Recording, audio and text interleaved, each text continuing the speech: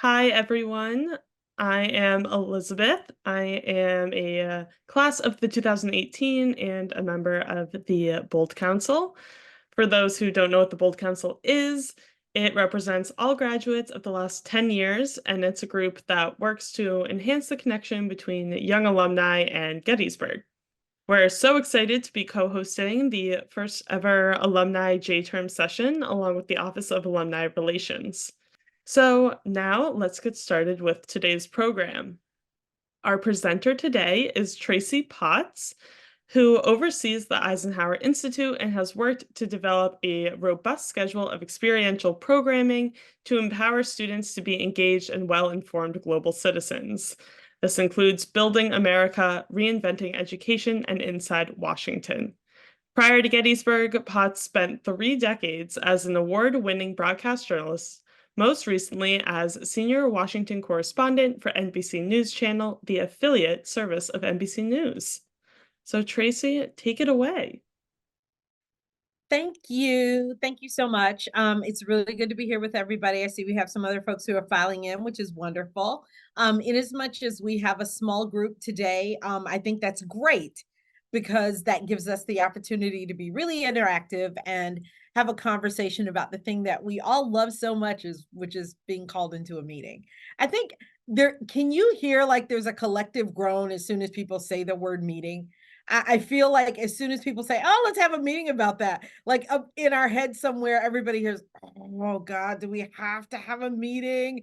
So I want to talk to you a little bit today about how I approach that in my work, in my personal life, in my volunteer life, and how we can make these times together count a little bit more. But before we do that, I'm wondering if everybody could either pop on camera and or unmute to introduce yourselves. It's always great to know who's in the room.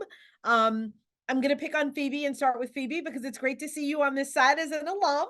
And then maybe you can choose the next person and we'll go from there. Hi, my name is Phoebe Dosher. I am a class of 2022. And yeah, I don't know what else you'd like us to talk about in terms of introducing, but Give us your first maybe emotional reaction or your first reaction when someone says to you, "Let's have a meeting."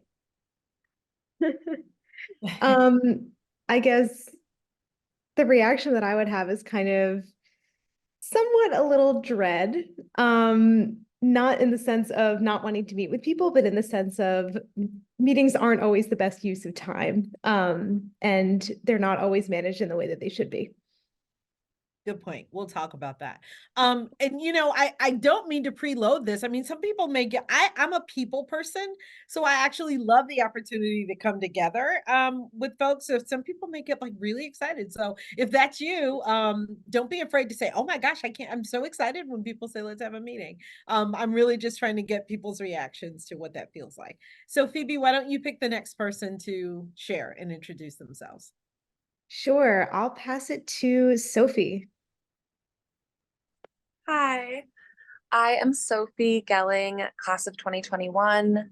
Um, I am currently on the job market. So I would honestly love to hear the words, "Let's pull ourselves into a meeting right now," because I'm really looking to break into the corporate world and PR.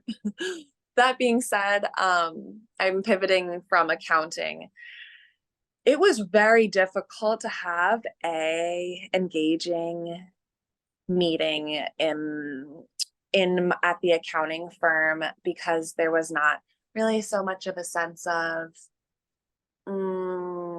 camaraderie or small talk. It was very much a straight to business type of environment. So I haven't been in a fun meeting since graduating. I remember having fun meetings at the GLC where I worked and on my volleyball team at Gettysburg, but have yet to be in one so far out here in the world. Gotcha. Well, Sophie, I'm hoping that we can address some of that today because part of this is really the point that you brought up, knowing your audience, right? So in some environments, it's just going to be really straightforward and people don't want to have fun. They want to get in, get the work done and get out. Other times, knowing your audience means understanding the culture of the company or the organization that you're working with, and people want to kind of have a soft start and how was your weekend and oh, let's bounce this around. And so knowing your audience, I think, as the leader of a meeting is really important to determine how that meeting will best run with the folks in the room. All right, you get next pick, Sophie. I'll go with Kevin. Hi, can you all hear me? Yeah. Nice. I'm Kevin. I'm also a class of 2022, and I did a lot of stuff with EI when I was at Gettysburg, so definitely had to attend this. And I'm also kind of in a professional transition right now, and sort of I haven't really had to have a meeting that I haven't really enjoyed yet at my last job. It was a lot of doing a lot of conservation work outdoors, and it was generally pretty fun and stuff. And haven't really had to have any sort of meetings that I haven't really enjoyed. Even at Gettysburg, it was always pretty nice to like sort of have like a say in stuff. Like when I did student senate and things like that, I always enjoyed going. But yeah, that's a bad meeting, of course. Never want to attend that. But you bring up a really interesting point that the meetings were worthwhile to you. I heard you say, Kevin, because you felt like you had a say, like you have some buy-in, you're part of the meeting. And I want to talk a little bit about that because I think that's really important. So you graduated in 2022. So you and I was coming in, it sounds like the academic year that you were leaving. So appreciate your involvement in EI, and it's good to see you back on the alumni side. And you get to pick next. Yeah, I guess so Jasmine, I guess next. Jasmine, I think Jasmine, can you pop on and share a little bit? I think I know that you are popping in as the organizer, but we would love your take on what your experience has been like, and you can introduce yourself to everyone. Yes, I'm Jasmine Frederick. I work at Gettysburg College. I'm the Associate Director of Alumni Relations.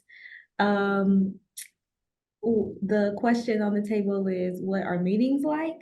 The question on the table was like, what's your reaction when somebody says, "Hey, let's have a meeting," and what's your experience been like with meetings? Good, bad, Okay. meetings.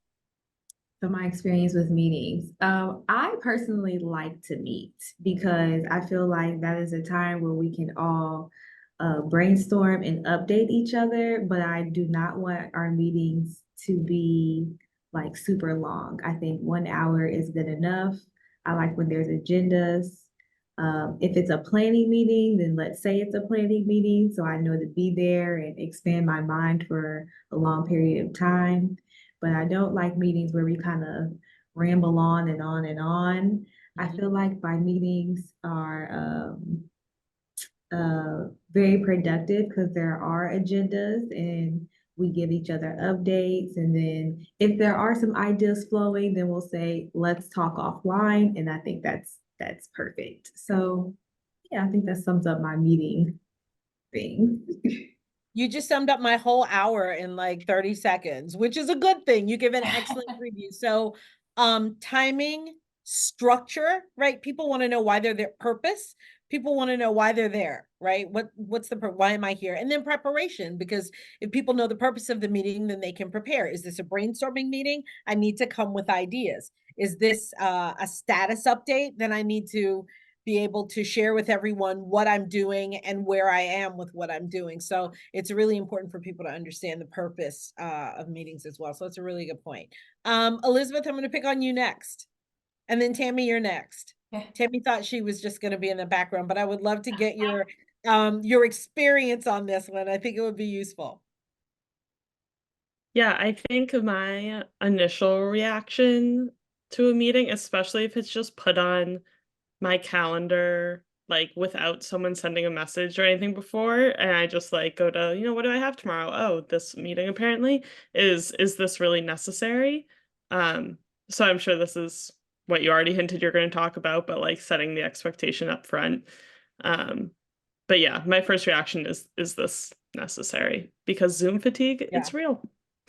Zoom fatigue is so real. Can I just say that I really appreciate those of you who have been able, and I realize there are always things going on when you commit to a virtual meeting, but I really appreciate you turning your cameras on and everybody participating, because it is so hard to engage with people over Zoom. So as you're able to do that, that's great. Okay, Tammy, meeting reacts. What's been your experience? Sure. I'm Tammy and I work in alumni relations at the college as well with Jasmine. And I think my initial reaction this day and age is, especially when planning a meeting, do I need to do this over Zoom or can we do this in person? I think that's like a big question nowadays with people working hybrid or working from home. I think that becomes crucial, is to really know like who isn't going to be in that meeting and making sure that you are allowing everybody to be able to participate in a way that they can. Yeah. I'm glad you brought that up, Tammy. It actually was not one of the things I had outlined to talk about, but I'm really glad that you brought it in, because this happened just last week. So we had a group of EI students in Washington, and because of the 2 snowstorms that we ended up having that week, there was a lot of adaptability and flexibility, and we had to slide things. And a couple of our guests who were supposed to, we were either going to visit their office or they were going to come to EI and meet with us in person, ended up going virtual. And as I watched the students, they were still good meetings, but as I watched the interaction with the ones that were in person and the ones that were in virtual, I'm sure you can imagine what happened. Students got a lot more bored in the virtual meetings. The content was there, but there's a real difference when you can engage with people one-on-one in person. After a while, I noticed kind of some, wandering and twiddling, not only among the students, among the staff as well. It's just more challenging to engage people across a screen versus literally someone who's sitting in the room with you. So yeah, Tammy, what we have found, and we talked about this, is the convenience of virtual meetings kind of sometimes nudges us toward, oh, people are working remotely, people's schedules, let's just do it on Zoom. But I think it's really important to think about what you all brought up, which is what is the purpose of the meeting and how effective will it be? So for example, a status update that's maybe 20 to 30 minutes, maybe that's okay as a virtual, right? This is what Kevin's working on. Check. Got it. Any questions for Kevin? This is what Phoebe's working on. Check. Got it. Any questions for Phoebe? But if it's a brainstorming meeting and you're really feeding off each other's energy, it's doable, but it may be better in person. So when we have those options, those are things to consider. Is that kind of what you were thinking about, Yes, Tam? absolutely. Yeah, we've definitely had that experience. So don't think I missed anybody. I wanted to share this. My admin, Ann Wofford, if you ever met her at EI, she's fantastic. She has this saying, if a meeting has more than 5 people or lasts more than 30 minutes, it's not a meeting, it's torture. So we want to make sure that meetings are effective and not torture, especially if Ann is in them. We don't want that to happen. So the other thing is thinking about the purpose. Is this a meeting or is it an email?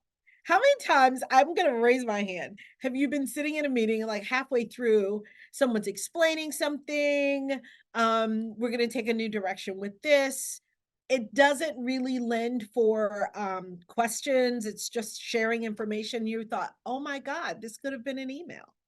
Has anyone else? That's certainly happened to me. I don't know if that's happened to you.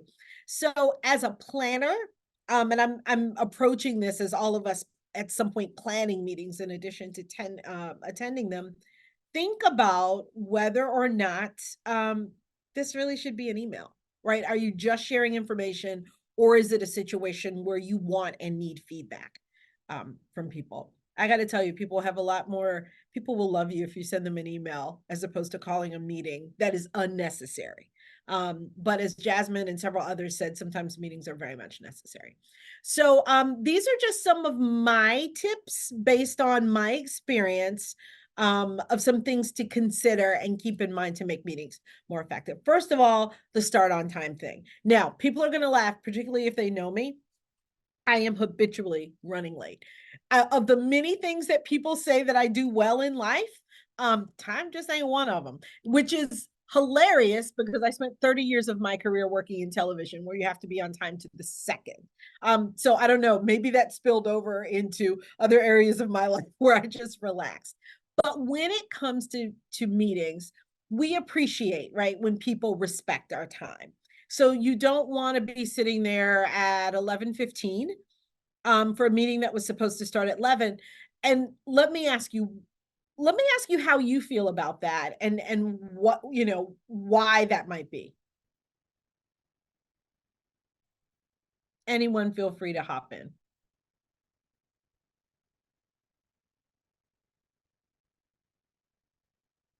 Well, I feel like if you're thinking about efficiency and like using your day as best you can, there just really is no point in like sitting and waiting for people to be on time. And then sitting there for 10 minutes, even up to 10 minutes, and then that's completely actually wasted time. I really didn't think about it like that either before. Well, and it that is wasted time. I feel like yeah. I'm sorry, Sophie, I interrupted you. Go ahead. You had another thought. Oh, I was just thinking that it if I were conducting meetings and just started them exactly right on time, I feel like I would come off as maybe like more senior and more confident and more serious, like it's like others should take me more seriously as well. So I feel like that would be another benefit to going that route. Yeah, yeah.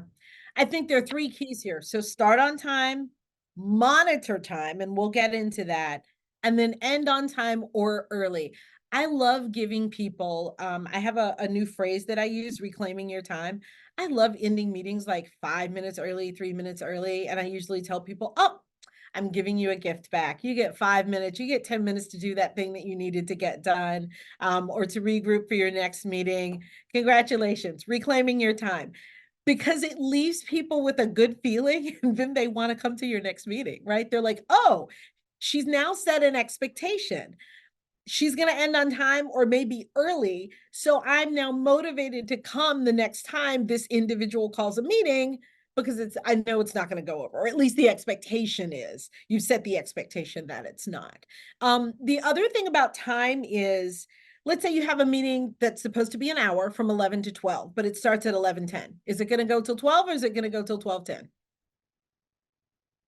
It's probably going to go past 12 because an hour of content was planned and that meeting leader wants to get that hour of content in. Well, the problem with that is you don't want to be there past 12, right? So as you start getting closer to 12, everybody starts thinking, is this going to go long? Are we going to wrap this up? How long is it going to go? And then we start getting feelings about that. Well, I was here on time. Why should I have to stay longer? I have things to do. I have another meeting at 12. I have other things, that I had planned.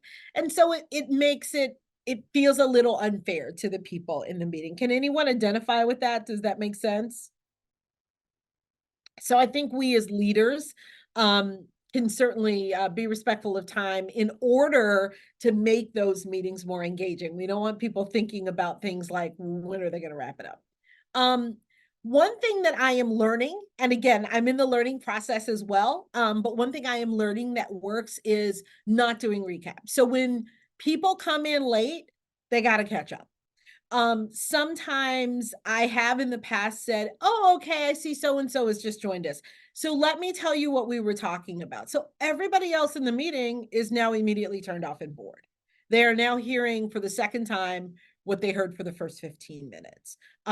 So I think, and I am finding in practice that it tends to be a good practice not to do recaps. If someone's late, and sometimes there are many valid, reasons that people may be late to something, something happened that they could not control.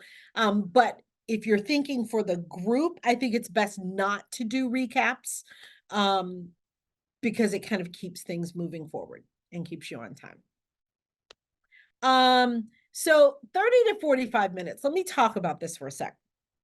When I came to Gettysburg, I started having a lot of meetings. I think I've had more meetings in the last 2 years than I have in my entire life. And I realized that calendar management and meeting planning is a real thing. I used to pop every meeting on my calendar for 1 hour.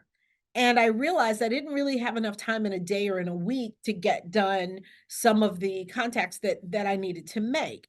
And then I started thinking, if I'm thinking about the purpose of this call or virtual meeting or in-person meeting, does it really need an hour? Does it take an hour? Is this something where we need to make a decision on one thing and we've emailed and we know all of the uh, um, factors or elements, and there are 2 people or 3 people who need to sit down and make a decision on one thing? That sounds like a 30-minute meeting to me. An hour just gives you more time to talk and less time to do other things. I will tell you, I have found 30-minute meetings to be extremely effective because number one, you get in and people go, ooh, we got to get to work. We only have 30 minutes and we got to get this done. I have found them to be very effective. Clearly, sometimes you need more time, but the point here is time your meetings based on the purpose and the task at hand, not just arbitrarily popping an hour in for every meeting. 45-minute meetings are my standard now because what I used to do that did not work well for me, I did lots of back-to-back 1-hour meetings and I had no transition time in between. So what happens after you meet with someone? You have thoughts, you have to-do items, right? You have action items, things you need to get done, things you discussed. You need to jot that down somewhere, put it on a to-do list. You need to pull up the agenda or the notes or take a look at something for your next meeting. There needs to be you need to use the restroom, right? These practical things you need to get some water. You need to call your husband back to get the milk. They're practical things that happen. So I find having that 15-minute buffer is really useful. So now when I schedule meetings with people, it's typically great. And the way I approach that is I say, I have 11 to 11:45 available on Tuesday. Will that work for you? And then we go from there. Would love to get your thoughts or feedback on that or any of the time related issues that we've talked about. I am very pro the 30-minute meeting.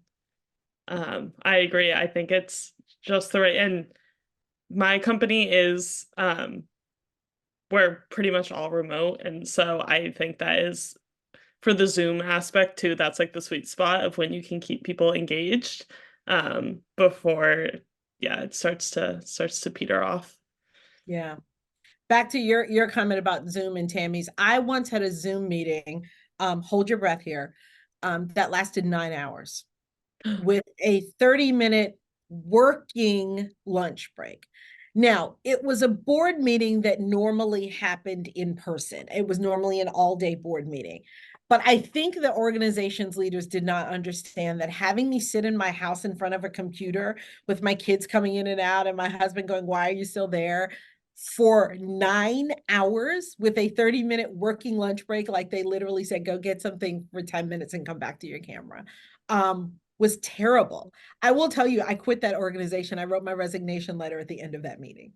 But not That's only fair. because of the meeting, the meeting was also straw that broke the camel's back. the meeting was also ineffective. We didn't get done some really important things that needed to get done. And I thought, boy, I really started to think, if I can be with people for 9 hours and not feel like it was effective, this is not the place for me. This is not an effective use of my volunteer time. So that said, yeah, I'm with you about the 30 and 45-minute meetings. So a timed agenda.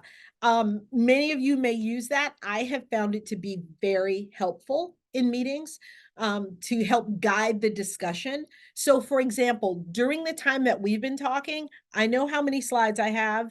I know kind of what I want to get through, and I keep looking at the time to make sure that I'm making proper progress. And I think that when you're planning a meeting, it's really important to set that expectation for the people who are in the meeting with you. So we're going to talk about this topic for 20 minutes. We're going to watch a video or be introduced to this new information for 10 minutes. And then we're going to have this discussion for 20 minutes. That helps you manage when one person starts talking and they're going on for 5 minutes. Now you can look and say, we only got 10 minutes left for this conversation. And so as the leader, that helps you manage things. I have found that to be helpful. Seeking input. When people have buy-in, and I forgot who said this earlier. I think it was you, Kevin, when you feel like your voice is valued. When people have buy-in in the content of the meeting, they are likely to be more engaged. So I find, for example, we have a weekly staff meeting at EI. It's on Mondays at 10:30. And what I try to do is beforehand, and I need to do a better job of this. We used to have a formal way of doing it. Seek that input from my employees. What is it that you think is important for us to talk about at the beginning of next week? That way, when they show up and they see that item on the agenda, may not be always, but often, when they see that item on the agenda, they now have a connection and a real purpose for wanting to be there and wanting to be part of that discussion. And then finally, my final planning tip is mission and objectives. This goes back to what Jasmine said earlier about purpose. This may not work as much as an office environment, but I've been in a lot of volunteer board meetings that go off course. Sometimes it happens in the office as well. If everyone sitting down together at the beginning understands not only the purpose of the meeting, but the purpose of the organization, why you're there, that sometimes can help keep us focused. I was on worked with an organization that had its mission statement printed up on cards. And everybody got one at the beginning of the meeting, and we would sit it in front of us. So that when this was it was a PTA, child focused organization. So when we got off on these tangents about, well, she was organizing the, cupcake drive, but I was assigned that task, and that's why everything went well, and people getting this whole back and forth. Wait a minute. The mission and purpose of this organization is empowering families and children. Is that what we're talking about right now? Because if not, I think we're off course, and a tactful leader will be able to pull that back. That may, I don't know, I would love your feedback on whether you think that may also work in an office environment. Have you had experiences where the conversation in meetings just goes way off course, and have you seen effective examples of people pulling that back?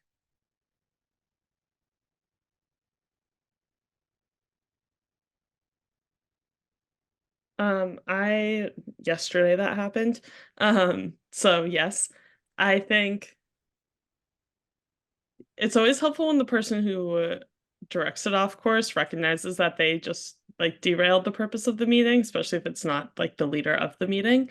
And then I feel like otherwise the effective ways is when I think like Jasmine said it too, like when the leader is like, okay, like we can address that offline. Let's get back to like maybe this conversation is only relevant to me and you, not the other 4 people that are on this call. So I feel like that's usually, or we'll set another meeting for that issue. Yeah. But Yeah. that's not the purpose of this one. And the reason I said tactfully, Elizabeth, is because going back to what Kevin said earlier, we want to make sure that people understand that their voices are valued. That's very important. Otherwise, why would I be here? If you don't need to hear from me, if you don't need my input, why am I here in the meeting? So that's really important. And so balancing that with keeping the content of the meeting on track is sometimes a tricky thing. Sophie, I see that you are now in a car, so don't look at us. Just be safe. I'm parked. I'm gonna be parked for the whole time. Yeah, I'm good. Good. Okay, good. So a couple of other small things about planning, knowing your audience. I think that's really helpful whether this is a volunteer situation, an office environment, knowing who's in the room and reading the temperature of the room, I think is really important for leaders. Changing the venue is very important. So we have a quarterly and in the summer, a monthly retreat at the Eisenhower Institute. We have 2 offices on campus and in DC, and we switch back and forth. So one is in Gettysburg and one's in DC. Even when we're on campus in Gettysburg, we're in our office all the time. And so we will like book a room in Cub or book a room across campus, sometimes changing the venue just kind of gives you some space for fresh thoughts and fresh thinking. And I'm a big fan of breaks and snacks. If your meeting is over 2 hours, at an hour, I think people need a break, like even if it's just 5 minutes. If you're having a half-day meeting, people need food, end of story. Even if it's just snacks, even if you just, even if it's a short meeting and you put, we had a 1 hour meeting at church recently, but the lady who led it is she's my aunt. She's kind of a health nut. And so she put out oranges and like trail mix or something. Some people are very tactile, right? It keeps you moving, it keeps things going. So that's planning for meetings. In terms of managing meetings, valuing every person, we've talked about that, setting expectations. So I worked for an organization that had a 2-day board meeting, and we spent an entire hour the first day creating group norms. At first, I thought it took forever. People were going back and forth. First of all, what do I mean by group norms? These were the rules that the group as a whole together agreed that we would adhere to as part of our meeting. So not interrupting people, limiting use of tech, whatever we thought was important for the meeting to work well. I got to tell you, at first I thought I was bored to tears and I thought, isn't this stuff obvious? And why are we spending a whole hour on this? By day 2, I was really glad that we did it. Because what happens is, at some point in the meeting, you may have to call people out. Well, we all agreed that we would do X. And that's a good justification for helping with what Elizabeth was talking about before, when you have to sometimes redirect things. Let's put that on the back burner because we all agreed earlier that we would focus on X. So I think that's a good practice to use. Using rules. Anybody really familiar with Robert's rules? No, a little bit. So if you ever hear about Robert created rules that govern how meetings happen. So when a person can speak, how long a person speaks, making a suggestion or a recommendation and how that discussion will flow. It's very formal, and for that reason, a lot of people shy away from it. I don't think it works well in office environments, but when you're working, for example, maybe like with the Bold Council, Elizabeth, or when you're working with a volunteer group or a board, I became a big fan of Robert's Rules. It really helps keep things from going off track. And there are really very simplified, like 1-page versions of it that I think even if we use some of those rules can be really helpful. Questions or thoughts? Let me pause for that. Well, if so, please know that if you just want to like raise your real hand, raise your virtual hand, that's perfectly fine. Being clear about technology, I think, is really important at the beginning of a meeting. If you prefer people to step out, if they need to take a call, is it okay for someone to return a quick text? Do you prefer that people, because of the content, maybe it's you're dealing with something really heavy, not deal with technology at all? I really need you focused on what's happening in the room right now. Those may be different depending on your audience and depending on your content. But as part of setting those norms, I think it's really clear that you establish what your expectations are about tech at the beginning of the meeting. Tracking time, we talked about earlier. Sometimes you really have to read the room. I have been in meetings when you start seeing people yawn, like more than 1 or 2 or 3, it's time to wrap up. I don't, or change topics or move on to something else. Because you're not going to be effective and you want to be effective. So you may, as a leader, decide, there's something about how this discussion is happening that is not keeping the interest of the people in the room. So maybe that needs to be tabled for a later meeting. Maybe there's a smaller subset of, maybe the people who are in the room aren't really involved in that. So you get 2 people really interested and 6 people who are bored. So maybe that needs to be resolved later in a smaller meeting with a different group of people. And then finally, managing the conversation. So there's just always the person who takes over, right? Has everybody been in that meeting where there's just always the person who goes on and on and on about something that they feel very passionate about? Or maybe a point that 2 or 3 people have already made, but they just kind of want to make it in their point of view. I think it's really important to practice as a meeting leader how to manage that. Any examples or suggestions of how you do that in meetings? Phoebe, I see you nodding a little bit. Yeah, I was just relating to what you were just talking about. In terms of specific examples of, I guess, a way to kind of bring things back in, is that what you're asking for? Yeah, like how, so let's say I am in your meeting and you've asked for feedback about something, and I have now been talking for 5 minutes about how it relates to something that happened to me last summer. And yes, I think it's very important that we address this.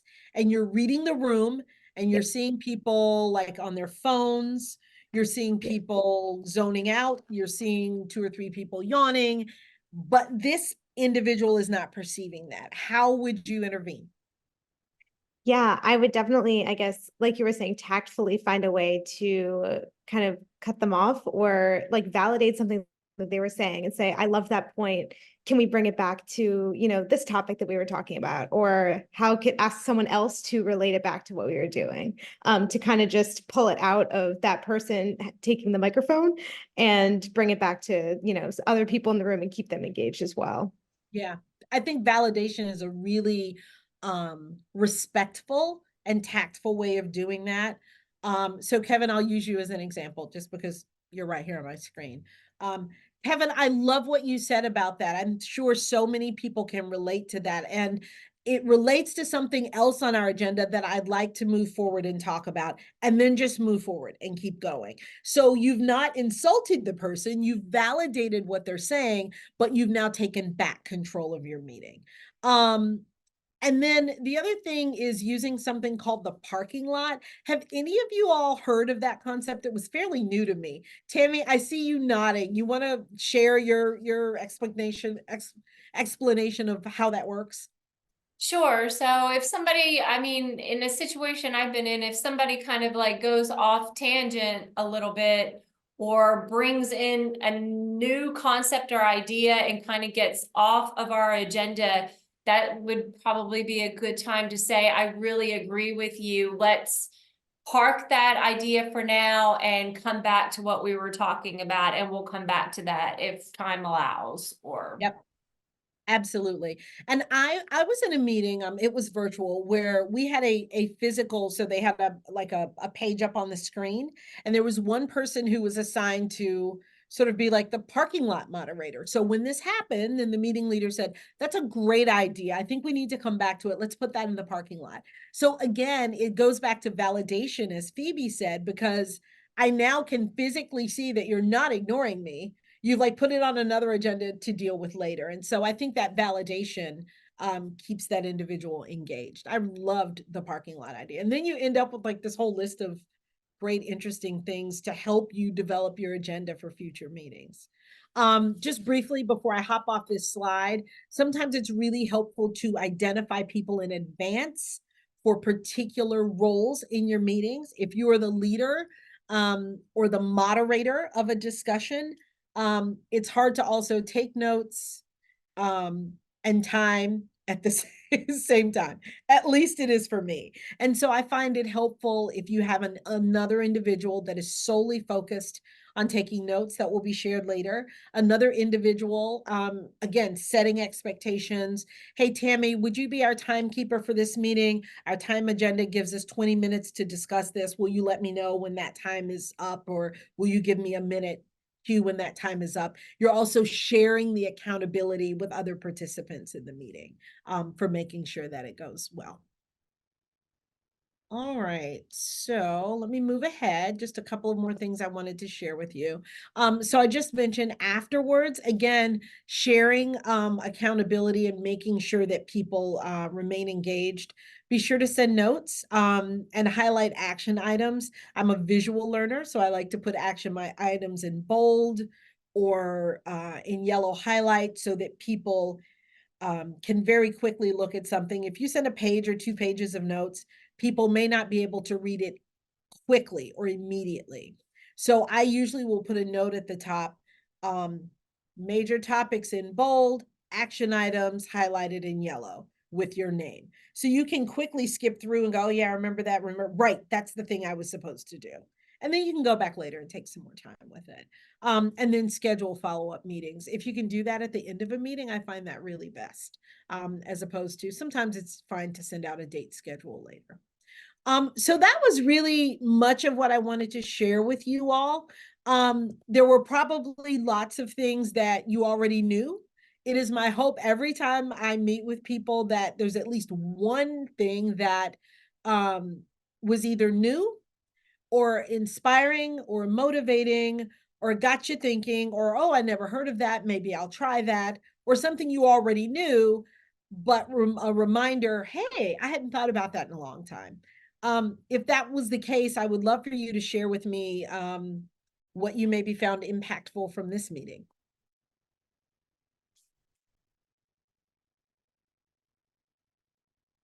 I guess like keeping meetings into like the time constraint sort of aspect of it is something I haven't really like considered in a lot of like student organization, like former job stuff. It's like been more information focused and like how to deliver information to people rather than just like focusing on doing it efficiently and within like a certain time period, which I haven't thought about how that might like actually affect how people are kind of like processing that information and like learning as well. Like that's something I hadn't really thought a ton about before. Well, good. I'm glad that was something that we could share, and I hope it's something helpful as you find new opportunities and end up leading your own meetings, or even when you're participating in meetings. I hope that's something. And look, all meetings are run by humans, right? So they're not going to be perfect. But I think that the whole idea was just to share some of my tips from my experience. You probably have plenty of others, and you have shared some others. For example, Tammy talked about the difference in Zoom and in-person meetings that I had not included in this talk or planned to talk about. But because they're run by humans, there's always going to be a little fault. I think it's always good just to look for what works and how we can continuously improve. Any other thoughts about things that were thoughtful, meaningful, impactful? I also liked the timed agenda concept. I used to do that for the Gettysburg when I was at Gettysburg. Like all the agendas for our editorial meetings had time like on the agenda for how long everything would take. And I haven't been doing that as much in my career, which is funny. But I guess I also haven't been managing meetings, so I haven't had the chance to kind of take control of that and send out agendas. But I really like that concept because it kept things on track and it made sure that all the topics we wanted to get to were addressed. And then I also like the concept of the parking lot, like you were talking about, because it keeps ideas kind of on the back burner, but make sure that we still address them for later. And like you were saying, the validation is an important aspect of keeping a team engaged and keeping them, making sure that everyone's voices feel like they're being heard. So I think that the parking lot was a really great idea to keep meetings on track, but also generate new ideas for the next meeting. Yeah. And Phoebe, you bring up a really good point. We don't have to be the meeting leader to have an influence on helping to make it be a good an effective meeting, right? So you may be the vice president of an organization or the secretary, or you might just be a participant and ask the meeting leader a week in advance. Oh, hey, I'm looking forward to the meeting next week. Is there going to be an agenda?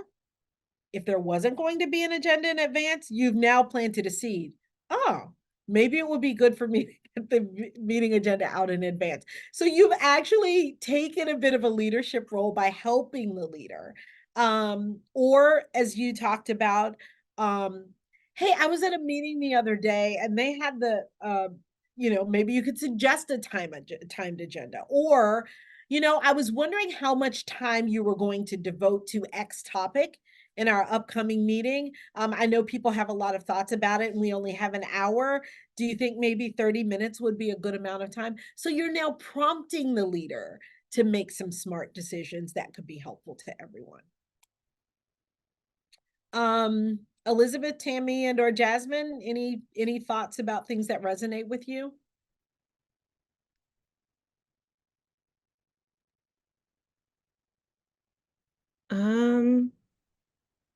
Think beyond what I've already commented on. Yeah, I'd second what Phoebe said about like having the agenda, setting the expectation, which is kind of relates to the pain point I said of like at the beginning, why are we having this meeting? Especially if it's a Zoom meeting, like including information in the Google Calendar invite of what I'm going to, so I can be prepared and contribute. Yeah, I liked that, and I liked the parking lot analogy as well. Elizabeth, I'm glad you mentioned the calendar invite. I didn't address it here, but I did a J-term session 2 weeks ago, and I did the session with students in person last fall about getting organized, like personal organization. And one of the things I said to them, one of the best things I discovered is attachments on calendar invites.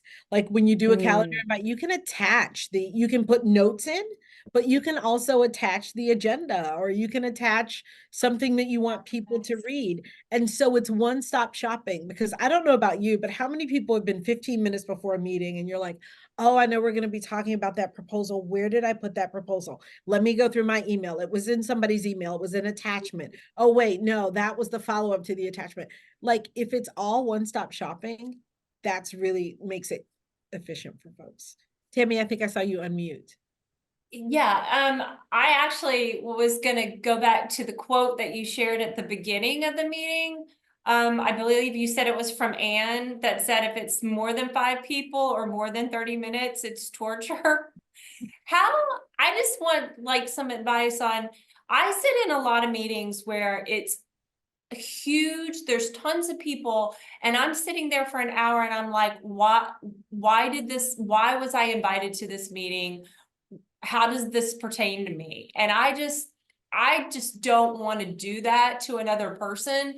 So, I know in higher ed, we love to include everybody in our conversations, in our decision making, but how do you kind of like, what is your rule of thumb on how many people you think need to be in a meeting and who should you invite? Or like you said, okay, maybe they don't need to be in our meeting, but maybe they need the follow-up notes to the meeting. Yeah. So a couple of thoughts from my experience on that. Again, going back to the purpose, if it's an information sharing meeting, you're generally probably going to have more people there because the information. So for example, the meetings that the college has been doing about, changes in finances and HR and things like that. Those are information sharing meetings. Yes, they also want to collect feedback from people, but that's not a meeting where 100 people are going to get to speak up, right? Kevin's not going to get his say and feel valued in that meeting. You're probably going to be sitting there. So that's a meeting where you want to make sure that, so the quote from Anne is funny, but obviously we have to have meetings sometimes with more than 5 people. But the ones that I find that sometimes are frustrating is when the topics on the agenda don't impact all the people in the meeting. So let's say you have an office with 30 people who work in your office and you have a standard staff meeting, okay? And you're doing updates on projects. Well, one of the projects may involve 5 people and the other 25 people are just sitting there listening. So that is a time when the 25 people really need to know this? Are you making decisions about that project, or are you giving a quick update about that project? I worked for my county PTA council at one point. And when we would have those large group meetings, what we would tell them is your updates need to be brief and just informational. So this is not your committee meeting where you're bouncing around ideas and making decisions. That's a smaller group of people. When you come to the large assembly, keep your updates brief. I think that's helpful. So my short answer, not so short, Tammy, I'm sorry, to your question is make sure that the topics on the agenda match the people who are at the meeting. I think that kind of addresses that. Other thoughts? If not, you're reclaiming 5 minutes of your time. That was my goal. Tammy or Elizabeth, I don't know if you have any final things that you need to share with the group, but that is sort of the end of where I wanted to be. And I greatly want to appreciate all of you for your participation, because one thing I may have failed to say is that meetings are so much better when the people sitting in them contribute to them, as you did today. So thank you very much.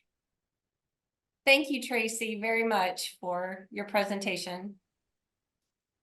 Yes, Yeah. Thank you. thank you. Thank you. And just drop the link to the Bold Council in the chat if anyone is interested. But yes, thank you, and everyone enjoy the rest of your day. Thank you.